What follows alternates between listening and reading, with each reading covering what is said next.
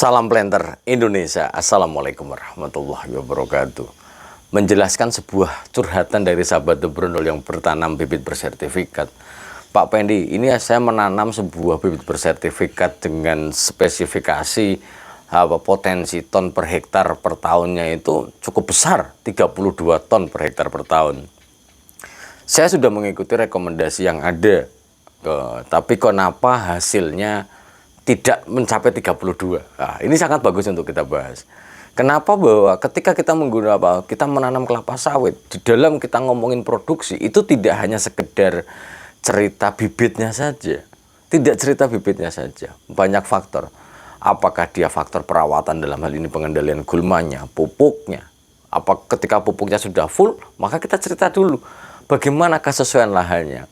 Di malam hari yang berbahagia ini kita akan menguliti tentang kesesuaian lahan, karena jangan sampai kita salah.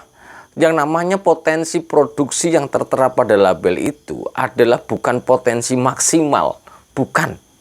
Artinya 32 ton per hektar per tahun, apakah bisa lebih? Bisa. Bisa lebih.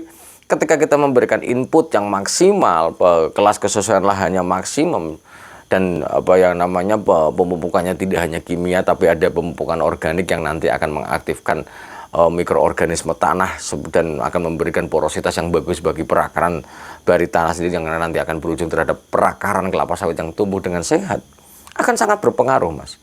Jadi tidak hanya melulu tentang bibit. Lah, ketika kita menanam bibit bersertifikat dengan spesifikasi 32 ton, apakah masih bisa mencapainya? Jelas masih bisa, karena kembali lagi itu adalah potensinya. Nah, apa saja sih yang harus kita lihat ketika kita ngomongin ketika potensi itu tidak tercapai? Maka ya kita harus evaluasi banyak hal. Yang pertama, kesesuaian lahannya seperti apa, jenis tanahnya seperti apa. Jangan-jangan kita berada pada lahan yang berpasir, sehingga bagaimana kita menutupi kelemahan dari berpasir, yaitu dengan menggunakan pupuk organik yang tinggi atau bahan organik yang cukup tinggi, sehingga akan memberikan sebuah dampak menutupi kekurangannya yang tidak mampu memegang air dan tidak memegang unsur hara. Ini yang pertama. Kemudian yang kedua, gambut. Faktor pembatasnya apa? Air. Ketika kita ngomongin air, berarti ya mau nggak mau harus kita keluarkan, karena kelapa sawit tidak akan tumbuh dengan sangat baik jika dalam kondisi yang tergenang. Jangankan tergenang, memiliki mata air yang permukaan air yang dangkal saja akan sangat berpengaruh terhadap pertumbuhan kelapa sawit, yang cenderung kalau misalnya sering terendam, kemudian airnya sering melimpah di lahan kita, atau air permukaannya dangkal yang tidak nyampe sampai sekitar 60 cm atau 70 cm sudah ketemu air, maka ini yang akan sangat berpengaruh terhadap pertumbuhan tanaman kelapa sawit sendiri. Dan yang selanjutnya adalah perawatannya. Kalau pupuknya sudah tepat, bagaimana dengan mengendalikan gulmanya? Jangan-jangan bahwa kita masih salah dalam mengendalikan konsep pengendalikan gulma. Pengendalian gulma yang benar adalah bagaimana bahwa mengendalikan itu tidak sama dengan memberantas. Ingat, mengendalikan tidak sama dengan memberantas. Sehingga di dalam konsep gulma ini tidak ada kata memberantas kecuali pada dua hal, yaitu pada lalang dan anak kayu. Pada yang lainnya hanya dikendalikan selama dia tidak mengganggu pesaing tanaman kelapa sawit kita yang ada di piringannya dan di pasar pikul dan mengganggu operasionalnya. Maka ya ngapain kita? Misalnya pakai yang lunak, Niprolepis yang ada, pakai ini tidak perlu kita kendalikan total, karena kembali lagi, apakah dia tidak menyerap unsur hara? Menyerap, tapi hanya sedikit saja, dan perakarannya dangkal. Perakaran tanaman kelapa sawit kita berada pada 5 sampai 35 cm yang paling banyak di dalam akar kuartener yang akan menyerapnya. Sehingga itu adalah faktor faktor ketika kita penyemprotannya. Jangan pernah berpikir menyemprot itu harus tandas total semuanya, juga tidak. Tadi saya juga ngobrol dengan salah satu koperasi ataupun pengurus KUD, bahwa saya sampaikan ketika kita ngomongin gulma, masyarakat kita itu masih berpikir nyemprot itu harus total bersih kayak gurun pasir. Itu adalah hal yang tidak dibenarkan sebenarnya. Karena bahwa gulma yang relatif lunak itu akan sangat berpengaruh terhadap tertahannya air yang nanti akan dibutuhkan oleh kelapa sawit kita, sehingga kita tidak akan menikmati trek pada musim awal kemarau itu tidak. Kemudian yang selanjutnya, ketika pupuk sudah lah, penggunaan herbisidanya. Jangan-jangan tanah perakaran kita tidak sehat dengan gara-gara bahwa kita menggunakan herbisida yang yang terlalu konsentrasinya terlalu besar. Di atas 100 cc maka akan sangat berpengaruh pada perakarannya. Jika 100 cc gulmanya nggak mati, berarti kemungkinan kita perlu mengganti herbisidanya atau mencampur dengan yang lain supaya lebih efektif. Ini yang perlu kuncinya. Jangan sampai kita menggunakan paraquat, misalnya bagi petani menggunakan paraquat yang penggunaannya berapa Pak? 150 cc, walah ya hancur, bahkan sampai 200 cc. Sampai kalau tidak basah tidak puas, begitu basah ngedrip netes tes itu. Dengan paraquat 200 cc, perakaran serap kita tidak akan sanggup. Kemudian yang selanjutnya bahwa pupuk sudah, ini sebuah kesesuaian lahan sudah, maka tergantung cara budidaya kita. Cara budidaya kita kemana? Apakah pupuk yang kita berikan bisa diserap dengan sangat baik bagi tanaman kelapa sawit kita, di mana bahwa pelepahnya songgo yang ditetapkan berapa.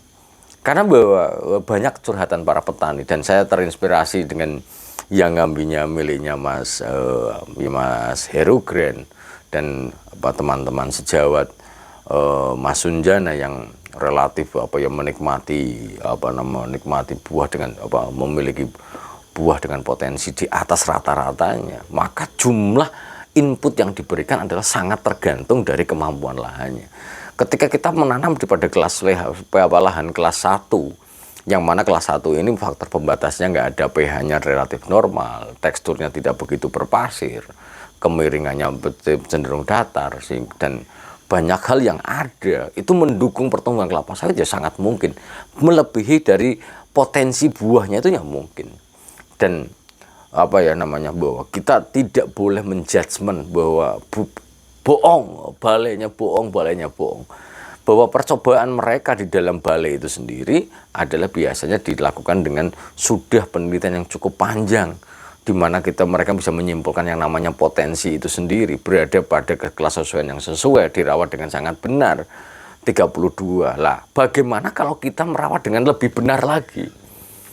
Itu mereka menggunakan pupuk didasarkan pada hasil serapan daunnya, maka keluarlah unsur menggunakan jumlah pupuk tertentu. Bagaimana kalau pupuk kita diberikan misalnya lebih dari mereka sampai batas tertentu sangat baik.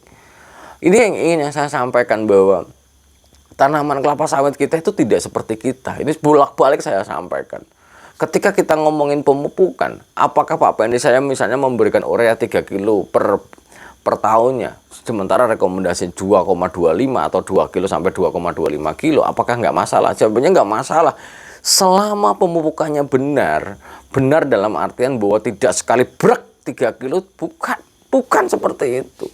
Sehingga di dalam rekomendasi juga tidak pernah ada urutan, sehingga bagaimana memupuk dosisnya udah tepat tapi urutannya tidak benar, maka efisiensi yang ada juga menjadi tidak benar. Dan yang paling penting bahwa pemupukan yang dilakukan akan terserap dengan bagus jika perakaran tanaman kelapa sawit dalam kondisi yang sehat. Ini harus kita garis bawahi, harus sehat. Bagaimana menyehatkan kembali lagi itu? Bukan menggunakan pupuk-pupuk yang ajaib-ajaib, itu bukan.